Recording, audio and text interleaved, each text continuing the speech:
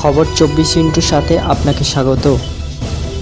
নতুন নতুন খবর জানার জন্য আমাদের চ্যানেলে চোখ রাখুন।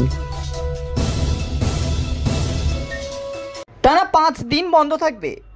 আজ অর্থাৎ 22শে জানুয়ারি রাত 12টা থেকে 27শে জানুয়ারি ভোর 4টে পর্যন্ত বালি ব্রিজে যান চলাচল নিয়ন্ত্রণ করা হচ্ছে। পুলিশ সূত্রে জানা গিয়েছে 22শে জানুয়ারি রাত 12টার পর থেকে বালি থেকে দক্ষিণেশ্বর যাওয়ার লেনটি সম্পূর্ণ খোলা থাকলেও দক্ষিণেশ্বর থেকে বালি আসার লেনটি সম্পূর্ণ বন্ধ থাকবে। বালি ব্রিজে ট্রেন লাইনের মেরামতি ও বালির সিসিআর ব্রিজে বালি হল্টের কাছে মেরামতি করা হবে। রেল লাইনের গার্ডার পরিবর্তন করা হবে। এর জন্য বালি ব্রিজে যান নিয়ন্ত্রণের কাজ করা হচ্ছে। ডানকুনি থেকে শিয়ালদহ শাখার দূরপাল্লার ও লোকাল ট্রেন 100 ঘন্টার জন্য বন্ধ রাখা হয়েছে।